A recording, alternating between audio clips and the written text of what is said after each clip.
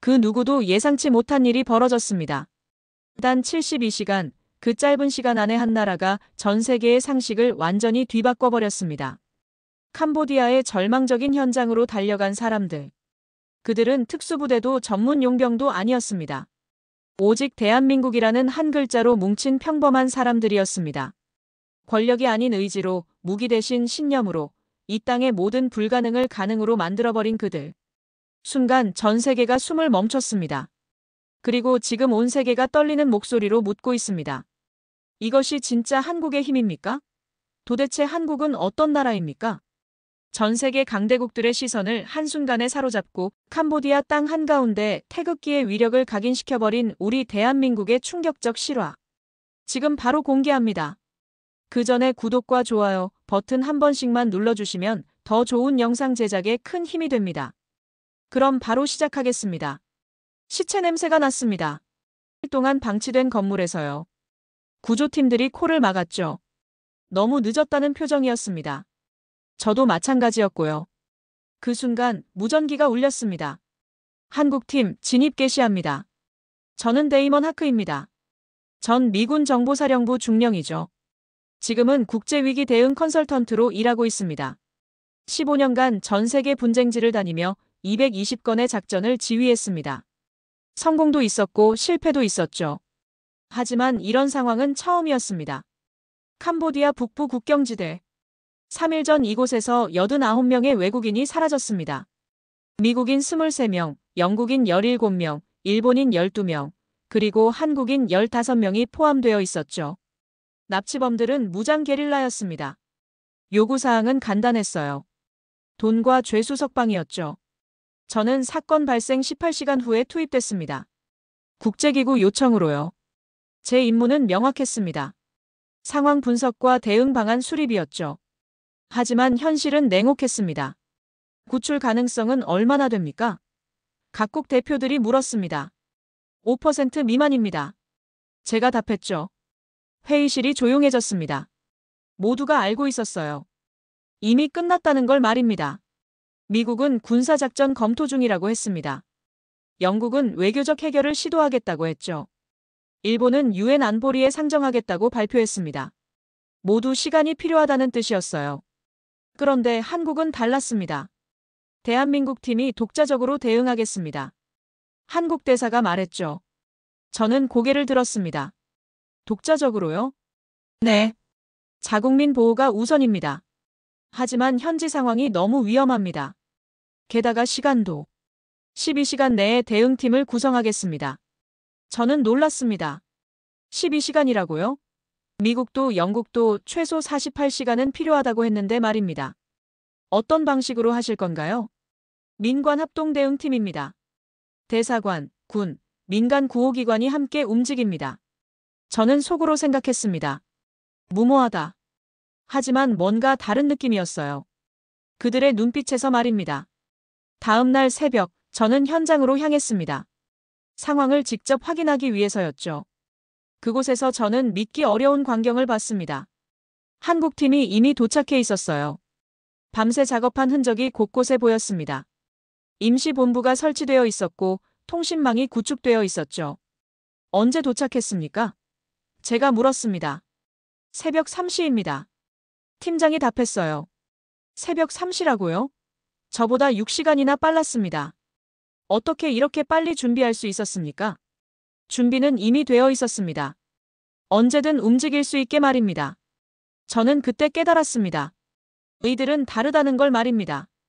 다른 나라들이 회의하고 검토하는 동안 이들은 행동했어요. 그런데 상황은 여전히 절망적이었습니다. 납치범들과의 교신은 끊어진 상태였고 인질들의 생사도 확인되지 않았죠. 현지 군부는 협조를 거부했습니다. 이제 어떻게 하실 겁니까? 제가 물었습니다. 들어갑니다. 들어간다고요? 어디로요? 인질들이 있는 곳으로요. 저는 황당했습니다. 정보도 없고 지원도 없는 상황에서 어떻게 들어간다는 건지 이해할 수 없었어요. 너무 위험합니다. 실패하면 다시 시도합니다. 포기는 없습니다. 그 말을 들은 순간 저는 소름이 돋았습니다. 15년간 수많은 작전을 봐왔지만 이런 확신에 찬 목소리는 처음 들어봤거든요. 그리고 바로 그때였습니다. 무전기에서 절망적인 소식이 들려온 것은 말입니다. 인질 수용 건물에서 총성 확인. 상황 악화로 보입니다. 구조팀들의 얼굴이 어두워졌습니다. 저도 마찬가지였죠. 이제 정말 끝났다고 생각했습니다. 하지만 한국팀은 달랐습니다. 오히려 더 빠르게 움직이기 시작했어요. 지금이 기회입니다. 팀장이 말했습니다. 기회라고요? 상황이 악화됐는데요. 혼란스러울 때가 진입하기 좋습니다. 그들도 당황하고 있을 테니까요. 저는 그 순간 깨달았습니다. 이들의 사고방식이 완전히 다르다는 걸 말입니다. 위기를 기회로 바꾸는 사람들이었어요. 한국팀이 움직이는 걸 보며 저는 충격을 받았습니다. 다른 나라들이 아직 회의 중일 때 이들은 이미 행동에 옮기고 있었거든요. 작전 계획을 보여주실 수 있습니까? 제가 물었습니다. 팀장이 지도를 펼쳤습니다.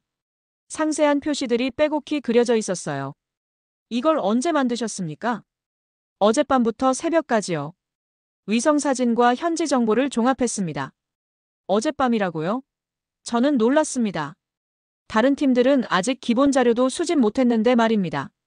정보는 어떻게 구하셨나요? 현지 교민회와 한국 기업들이 도움을 줬습니다. 그리고 지난 2년간 쌓아온 네트워크가 있어요. 저는 고개를 끄덕였습니다. 준비된 팀이었다는 뜻이었죠. 그때 무전기가 울렸습니다. 1구역 정찰 완료. 인질 15명 확인했습니다. 제 심장이 뛰었습니다. 벌써 인질을 찾았다는 건가요?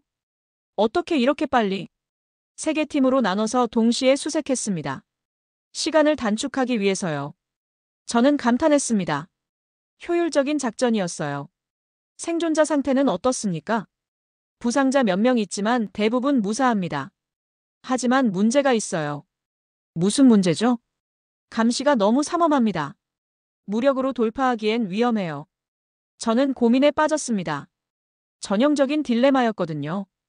강행 돌파하면 인질이 위험하고 기다리면 시간이 없고. 그럼 어떻게 하실 겁니까? 협상하겠습니다. 협상이라고요? 납치범들과요? 아니요. 현지 주민들과요. 저는 눈을 크게 떴습니다. 현지 주민들이라니요? 팀장이 설명했습니다. 이 지역 주민들도 피해자예요. 게릴라들 때문에 고생하고 있거든요. 그들의 도움을 받을 수 있을 겁니다. 어떻게 접촉하실 건가요? 이미 접촉했습니다. 현지 교민회를 통해서요. 또 한 번 놀랐습니다. 벌써 접촉까지 했다고요? 2시간 후 놀라운 일이 벌어졌습니다. 현지 주민 대표가 한국팀 본부로 왔어요. 우리도 도와주겠습니다. 그가 말했습니다. 왜 도와주시려는 건가요? 제가 물었습니다. 한국 사람들이 우리를 존중해줬거든요. 다른 외국인들과 달리요. 저는 무슨 뜻인지 궁금했습니다. 주민 대표가 계속 말했어요. 2년 전 홍수 때 한국 구호단체가 왔었어요. 그때 우리를 진짜 가족처럼 대해줬거든요. 그래서 우리도 은혜를 갚고 싶어요. 저는 그제야 이해했습니다. 한국팀의 네트워크가 어떻게 만들어진 건지 말입니다. 구체적으로 어떻게 도와주실 건가요? 지역 정보를 제공하겠습니다. 그리고 안전한 피난로도 알려드릴게요. 작전이 급속도로 진전되기 시작했습니다. 현지 주민들의 도움으로 게릴라들의 이동 경로와 은신처가 파악됐어요. 내일 새벽 4시에 그들이 위치를 바꿀 예정입니다. 정보원이 알려줬습니다. 그럼 그때가 기회네요. 팀장이 말했습니다. 어떤 작전을 세우실 건가요? 제가 물었습니다. 이동 중에 구출하겠습니다. 가장 방심하는 순간이거든요. 저는 고개를 끄덕였습니다. 합리적인 판단이었어요. 그런데 갑자기 비상 연락이 들어왔습니다. 긴급 상황입니다. 인질 중 한 명이 쓰러졌습니다.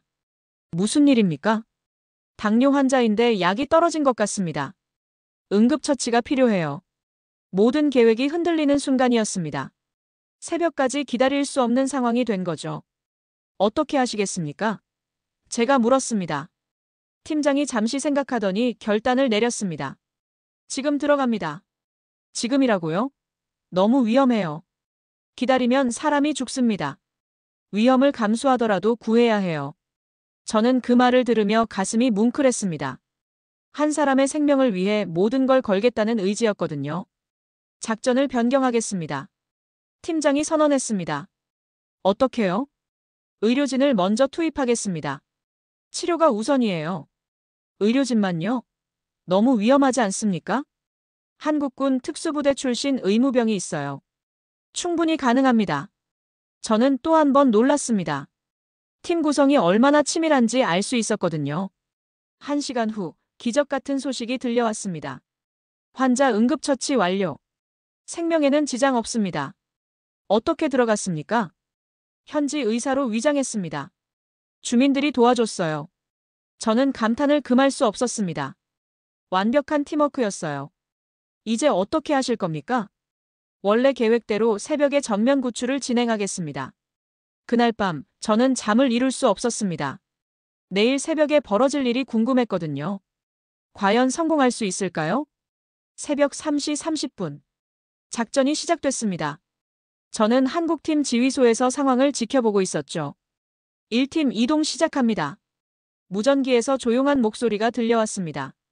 팀장이 지도를 가리키며 설명했습니다. 3개 방향에서 동시에 접근합니다. 게릴라들이 혼란스러워할 거예요. 저는 긴장했습니다. 한 번의 실수라도 하면 모든 게 끝나니까요. 이 팀도 위치 도달했습니다. 좋습니다. 3팀은 어떻습니까? 30초 더 필요합니다. 저는 시계를 봤습니다. 모든 것이 초 단위로 계획되어 있었어요. 전팀 준비 완료입니다. 작전 개시합니다. 그 순간부터 모든 게 빠르게 진행됐습니다. 1구역 진입 성공. 인질 8명 확보했습니다. 2구역도 성공. 인질 12명 안전합니다. 저는 놀랐습니다. 저항도 없이 이렇게 순조로울 수가 있나요? 어떻게 이렇게 조용히 할 수 있었습니까? 제가 물었습니다. 소음 장비를 사용했습니다. 그리고 게릴라들이 깊이 잠들어 있었어요. 3구역은 어떻습니까? 잠시 정적이 흘렀습니다. 그러더니 긴장된 목소리가 들려왔어요. 문제가 있습니다. 감시병이 깨어났어요. 제 심장이 쿵 떨어졌습니다. 발각됐다는 뜻이었거든요. 어떻게 하시겠습니까? 잠시만요. 현지 주민이 접근 중입니다. 현지 주민이라고요? 무슨 일인지 궁금했습니다. 몇 분 후 놀라운 소식이 들려왔어요. 상황 해결됐습니다. 주민이 감시병과 대화를 나눴어요. 자연스럽게 주의를 돌렸습니다. 저는 감탄했습니다. 현지 주민들과의 협력이 이렇게 완벽할 줄이야. 3구역 인질도 전원 확보했습니다. 정말입니까? 네. 28명 모두 안전합니다. 저는 안도의 한숨을 쉬었습니다. 1차 목표는 달성한 거였어요. 하지만 아직 끝나지 않았습니다. 아직 구출하지 못한 인질들이 남아 있었거든요. 나머지 인질들은 어디 있습니까? 더 깊숙한 곳에 있습니다. 접근이 어려워요. 얼마나 어려운가요? 산길을 2시간 정도 가야 합니다. 그런데 길이 험해서 저는 걱정됐습니다. 구출된 인질들을 안전하게 대피시키는 것도 급선무였거든요. 일단 구출된 인질들부터 후송하시죠. 아닙니다. 팀장이 단호하게 말했습니다. 왜 안 됩니까? 한 명도 남겨둘 수 없어요. 전원을 구출해야 합니다. 저는 그 말을 듣고 놀랐습니다. 보통은 안전을 위해 일부라도 먼저 후송하는 게 정상이거든요. 너무 위험하지 않습니까? 위험하더라도 포기할 수 없습니다. 그게 우리 원칙이에요. 저는 그때 깨달았습니다. 이들의 전원 구출 원칙이 얼마나 확고한지 말입니다. 작전이 계속됐습니다. 이번에는 더 어려운 지형이었어요. 산길 진입 시작합니다. 조심하세요. 낭떠러지가 많아요. 1시간이 지났습니다. 아무 소식이 없었어요. 상황이 어떻습니까? 아직 접근 중입니다. 생각보다 험해요.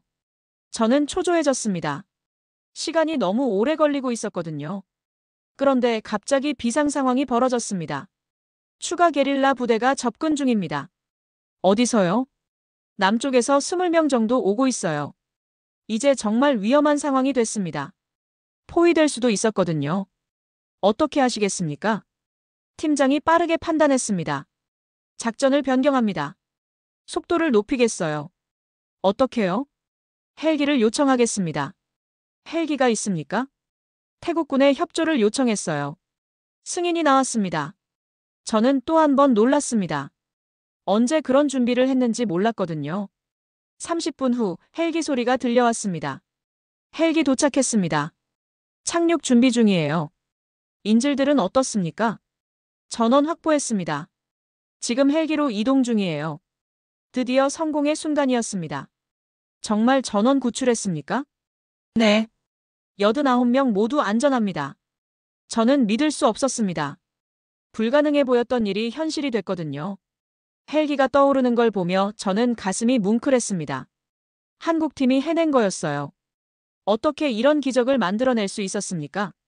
제가 물었습니다. 팀장이 조용히 답했습니다. 기적이 아니에요. 포기하지 않았을 뿐입니다. 포기하지 않는다는 게 이렇게 큰 힘이 될 줄이야. 한 사람 한 사람이 소중하니까요. 그게 우리가 배운 거예요. 저는 그 순간 깨달았습니다. 진짜 국가의 힘이 무엇인지 말입니다. 무기나 돈이 아니라 사람을 향한 의지였어요. 구출된 인질들이 가족들과 만나는 모습을 보며 저는 눈물이 났습니다. 이런 감동을 느껴본 적이 없었거든요. 89명 전원 구출 성공. 이 소식이 전 세계로 퍼져나갔습니다. 저는 본부에서 각국 언론들의 보도를 지켜보고 있었어요. 놀라운 성과입니다. 어떻게 가능했을까요? 기자들이 물어댔습니다. 하지만 저는 복잡한 심정이었습니다. 15년간 해온 제 방식과 완전히 달랐거든요. 하크 씨, 이번 작전을 어떻게 평가하십니까? 한 기자가 물었습니다. 저는 잠시 망설였습니다. 솔직히 말하면 제가 틀렸다는 걸 인정하는 셈이었거든요. 운이 좋았다고 봅니다. 제가 답했습니다. 운이라고요? 네. 여러 조건들이 맞아떨어진 거죠. 사실 저는 인정하고 싶지 않았어요. 제가 평생 믿어온 원칙들이 흔들리는 기분이었거든요. 그날 저녁 한국팀과 식사를 하게 됐습니다. 팀장이 초대했거든요. 정말 수고 많으셨습니다. 제가 인사했습니다. 아닙니다. 당연한 일을 했을 뿐이에요. 팀장이 겸손하게 답했습니다. 그런데 궁금한 게 있습니다. 뭐든 물어보세요.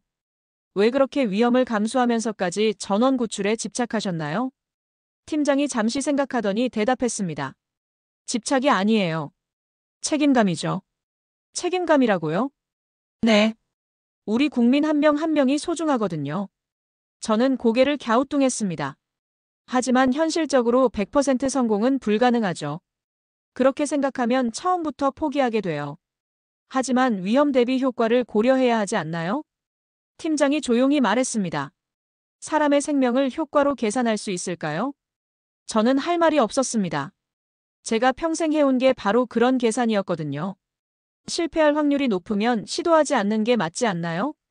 제가 다시 물었습니다. 그럼 누가 그 사람들을 구하죠? 다른 방법을 찾아야죠. 다른 방법이 없다면요? 저는 답할 수 없었습니다. 정말 다른 방법이 없을 때는 어떻게 해야 하는 건지. 저희는 이렇게 생각해요. 팀장이 계속 말했습니다. 불가능해 보여도 시도는 해야 한다고요. 그러다가 더 많은 피해가 생길 수도 있어요. 그래도 포기보다는 낫죠. 저는 그때 깨달았습니다. 근본적인 차이가 있다는 걸 말입니다. 저는 실패를 막으려 했고 이들은 성공을 만들려 했던 거예요. 다음 날 저는 제 상관에게 보고서를 제출해야 했습니다. 이번 작전을 어떻게 분석하셨나요? 상관이 물었습니다. 한국팀의 방식이 독특했습니다. 독특하다고요? 어떤 면에서요? 전원 구출에 집착했어요. 현실성을 무시하고 말입니다. 그런데 성공했잖아요. 운이 좋았던 거죠. 상관이 고개를 끄덕였습니다. 그럼 우리 방식이 옳다는 거네요. 네. 안전을 우선해야 합니다. 하지만 제 마음 한구석에는 의문이 남아 있었어요. 정말 우리 방식이 옳은 걸까요? 그날 밤 저는 구출된 인질 가족들을 만났습니다. 그들의 얼굴에는 기쁨이 가득했어요. 정말 감사합니다. 아버지를 되찾을 수 있어서요. 한 젊은 여성이 말했습니다.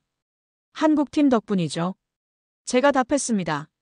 그분들이 포기하지 않아서 가능했다고 들었어요. 네. 끝까지 노력했어요. 만약 포기했다면. 그녀가 말을 멈췄습니다.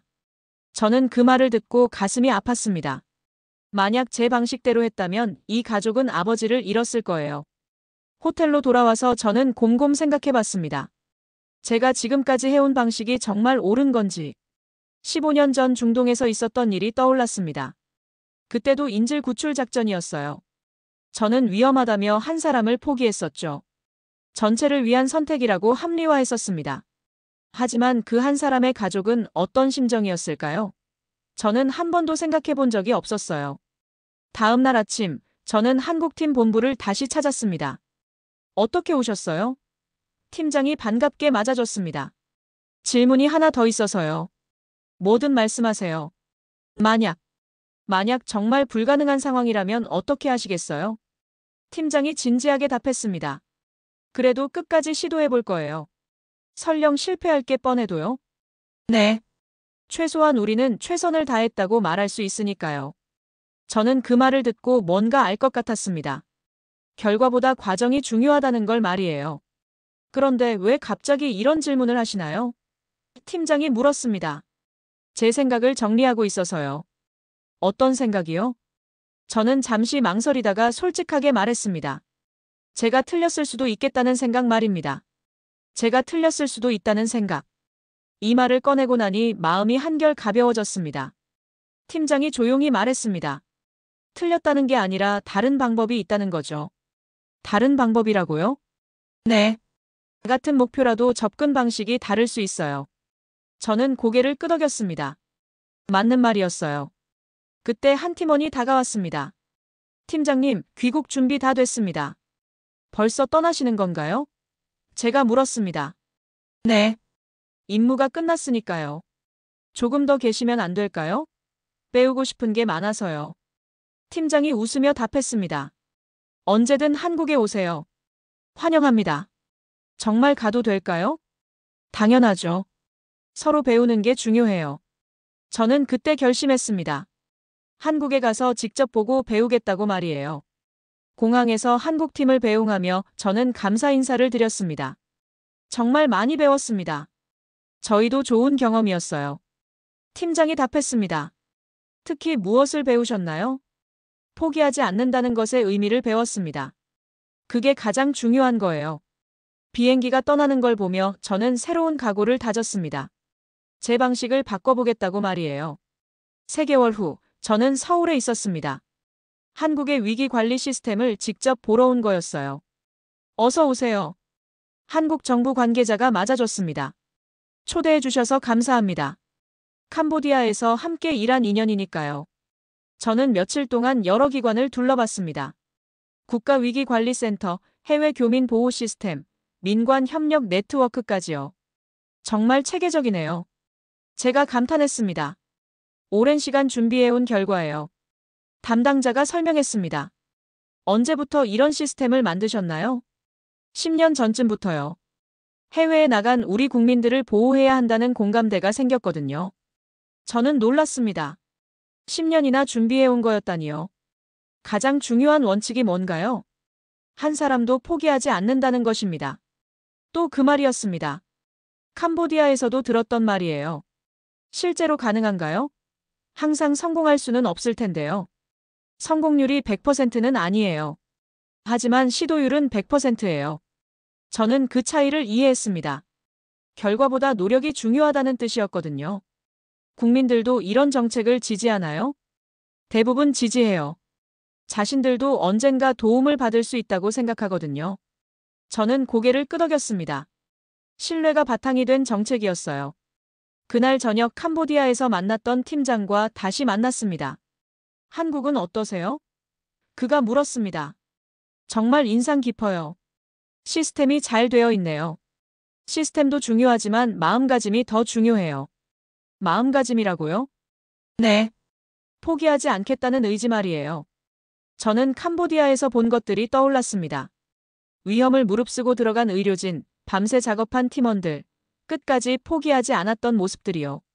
그런 의지는 어디서 나오는 건가요? 가족이라고 생각하기 때문이에요. 가족이라고요? 네. 해외에 나간 우리 국민들을 가족처럼 생각해요. 가족을 포기할 수 있나요? 저는 그 말을 듣고 가슴이 뭉클했습니다. 단순하지만 강력한 철학이었어요. 미국도 그렇게 하고 있나요? 그가 물었습니다. 저는 잠시 망설였습니다. 솔직히 말하면 그렇지 않았거든요. 노력하고 있어요. 하지만 쉽지 않네요. 왜 어려우신가요? 현실적인 계산을 하게 되거든요. 비용과 위험을 따져보게 돼요. 그것도 필요해요. 하지만 그것만으로는 부족하죠. 무엇이 더 필요한가요? 사람을 보는 눈이요. 저는 그 말의 의미를 곰곰 생각해 봤습니다. 숫자가 아니라 사람을 보라는 뜻이었어요. 한국에서 보낸 일주일은 제게 큰 변화를 가져다 줬습니다. 제 생각의 틀이 완전히 바뀌었거든요. 미국으로 돌아가는 비행기 안에서 저는 보고서를 썼습니다. 이번에는 다른 내용이었어요. 한국의 위기 관리 시스템은 단순히 효율성만 추구하지 않는다. 인간에 대한 존중이 바탕이 되어 있다. 이것이 그들의 성공 비결이다. 저는 이 보고서가 우리 정부에 어떤 영향을 줄지 기대됐습니다. 워싱턴에 도착해서 상관에게 보고했습니다. 한국 시스템이 어떻던가요? 배울 점이 많았습니다. 구체적으로 뭘 배웠나요? 사람을 우선시하는 철학이요. 상관이 고개를 갸우뚱했습니다. 그게 현실적으로 가능한가요? 한국은 하고 있었어요. 그리고 성과도 좋았고요. 우리도 도입해볼 만한가요? 시도해볼 가치가 있다고 봅니다. 그날부터 저는 새로운 일을 시작했습니다. 한국의 경험을 미국에 전파하는 일이었어요. 미국으로 돌아온 저는 바로 새로운 프로젝트를 시작했습니다. 한국식 위기 관리 방식을 우리 시스템에 도입하는 일이었어요. 정말 가능할까요? 동료들이 의구심을 표했습니다. 해볼 만하다고 봅니다. 제가 답했습니다. 하지만 우리와 한국은 규모가 다르잖아요. 규모의 문제가 아니에요. 철학의 문제죠. 첫 번째 회의에서 저는 캄보디아 사례를 발표했습니다. 89명 전원 구출. 놀라운 성과죠. 부서장이 말했습니다. 어떻게 가능했을까요? 한 직원이 물었습니다.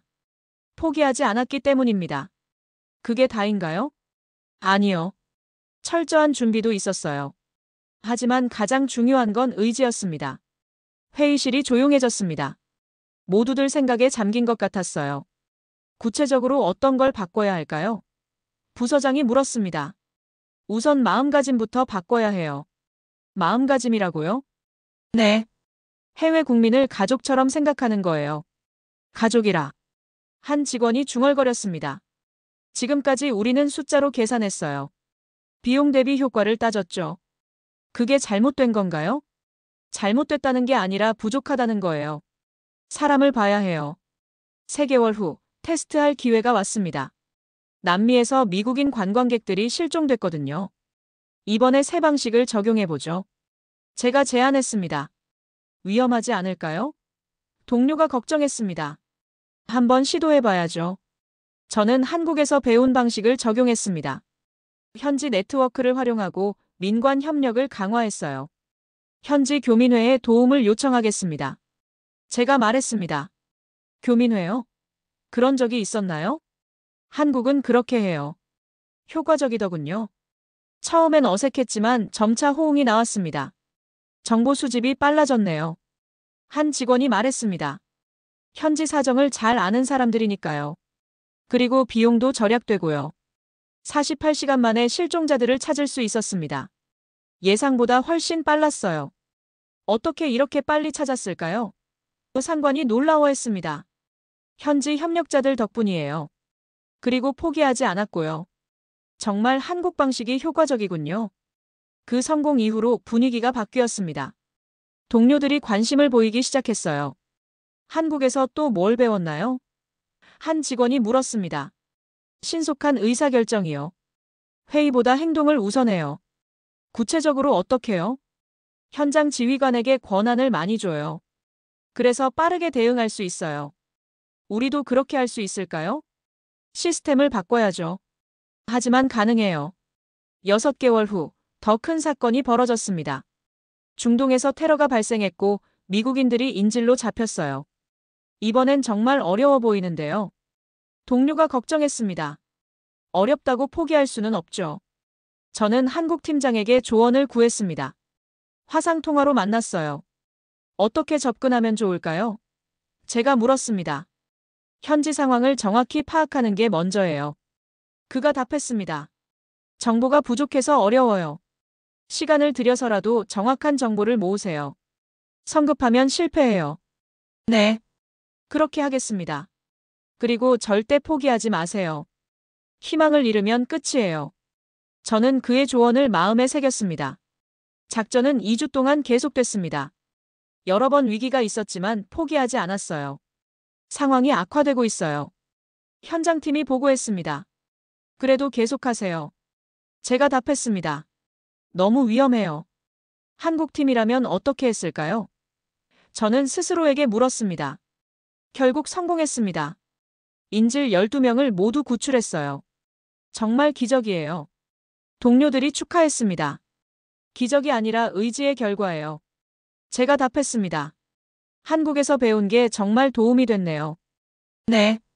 가장 중요한 건 사람을 포기하지 않는 거였어요. 그날 저는 구출된 인질 가족들을 만났습니다. 정말 감사합니다. 아들을 되찾을 수 있어서요. 한 어머니가 울먹였습니다. 당연한 일을 했을 뿐이에요. 제가 답했습니다. 포기하지 않아주셔서 고마워요.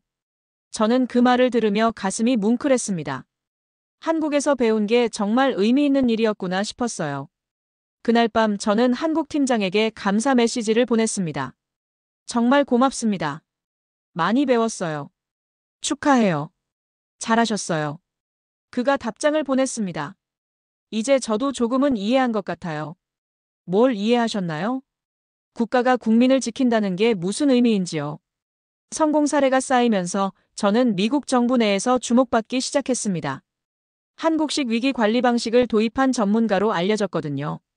하크 씨를 국무부로 파견 보내려고 합니다. 상관이 말했습니다. 국무부요? 네. 해외 국민 보호 정책을 새로 만드는 프로젝트예요. 저는 가슴이 설렜습니다. 더 큰 무대에서 일할 기회였거든요. 국무부에서 첫 회의를 했습니다. 고위 관료들이 모여 있었어요. 하크 씨가 제안하는 방식을 설명해 주세요. 차관이 말했습니다. 한마디로 말하면 포기하지 않는 정부입니다. 구체적으로 어떤 뜻인가요? 해외에 나간 우리 국민 한 명 한 명을 끝까지 책임진다는 뜻이에요. 현실적으로 가능한 일인가요? 한 관료가 의문을 표했습니다. 한국이 하고 있어요. 우리도 할 수 있습니다. 하지만 예산 문제가 있잖아요. 예산보다 의지가 먼저예요. 의지가 있으면 방법은 찾을 수 있어요. 회의가 끝난 후 차관이 개별적으로 저를 불렀습니다. 솔직히 말해서 의구심이 있어요. 그가 말했습니다. 어떤 부분이 걱정되시나요? 너무 이상적인 것 같아서요. 현실은 복잡하거든요. 저도 처음엔 그렇게 생각했어요. 하지만 직접 보니 달랐습니다. 뭐가 달랐나요? 결과가 달랐어요.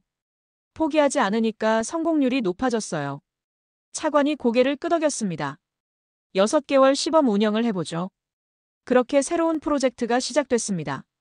저는 팀을 꾸려서 한국식 시스템을 미국에 맞게 수정했어요. 가장 중요한 건 뭔가요?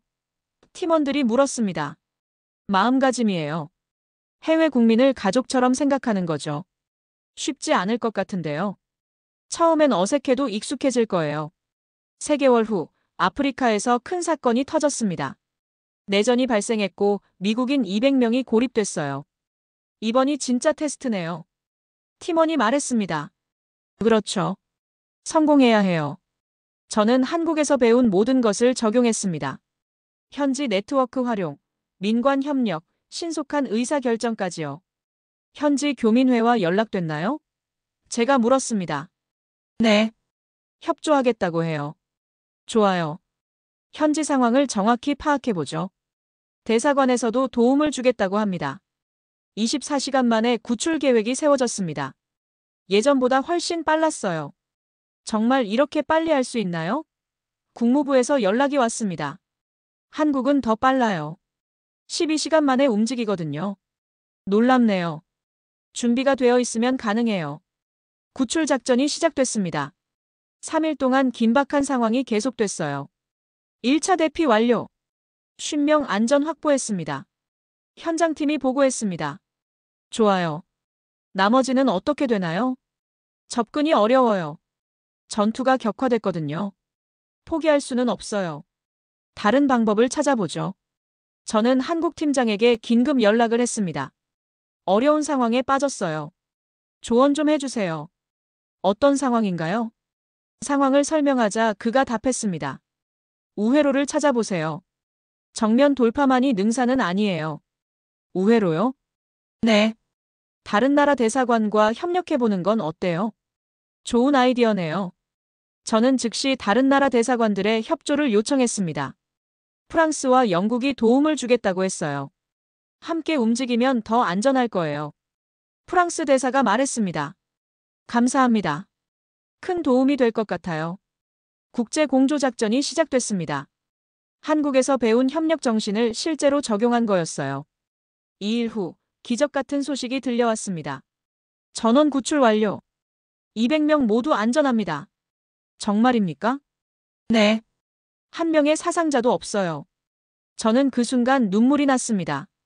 한국에서 배운 것이 정말 효과가 있었구나 싶었어요.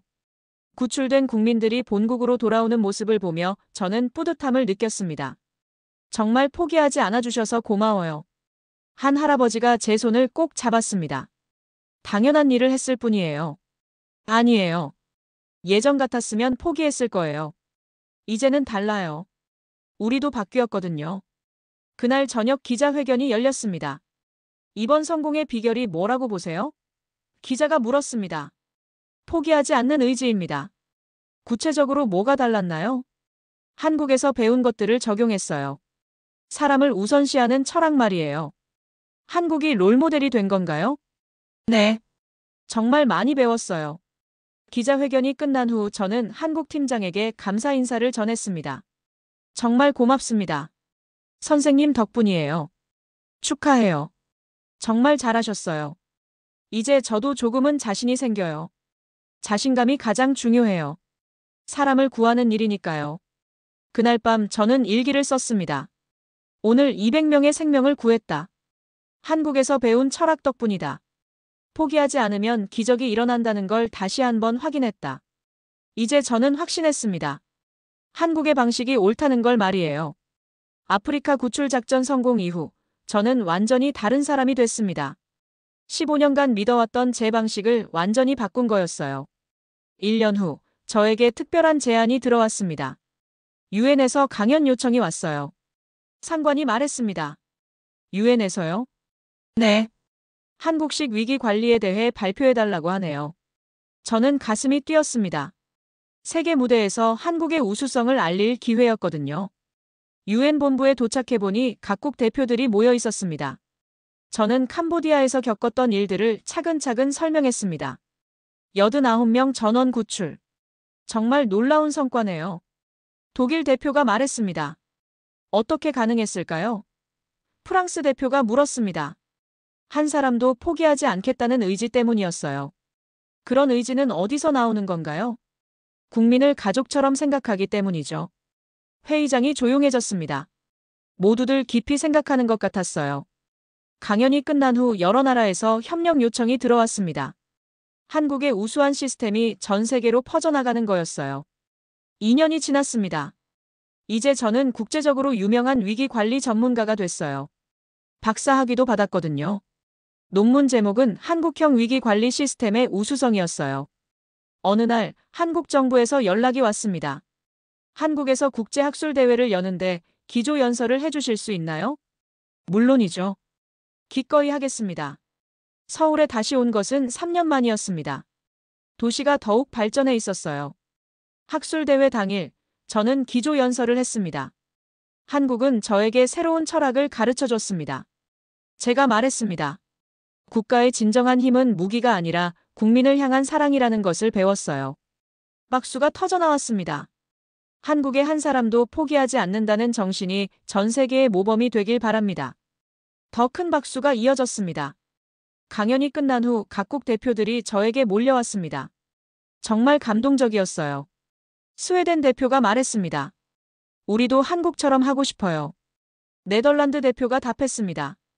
그날 저녁 환영 만찬이 열렸습니다. 캄보디아에서 만났던 팀장도 왔어요. 정말 많이 성장하셨네요. 그가 웃으며 말했습니다. 선생님 덕분이에요. 이제 하크 씨가 선생님이 되셨어요. 맞는 말이었습니다. 이제 저도 다른 사람들에게 가르쳐 줄 수 있는 사람이 됐거든요. 마지막 날, 저는 명동거리를 걸으며 생각에 잠겼습니다. 5년 전만 해도 저는 냉정한 계산만 하는 사람이었어요. 숫자와 확률로만 판단했죠. 하지만 한국에서 배운 후 완전히 바뀌었습니다. 이제는 사람을 먼저 생각해요. 공항에서 떠나면서 저는 다짐했습니다. 앞으로도 한국의 정신을 전 세계에 알리겠다. 한 사람도 포기하지 않는 그 마음을 말이다. 비행기가 이륙하며 서울의 야경이 보였습니다. 수백만 개의 불빛이 반짝이고 있었어요. 그 하나하나가 소중한 생명이라는 걸 이제 저는 알고 있었습니다. 그리고 그 생명들을 지키는 나라가 바로 한국이라는 것도 말이에요. 저는 창밖을 보며 조용히 말했습니다. 고맙습니다, 한국. 당신들이 저를 바꿔주었어요.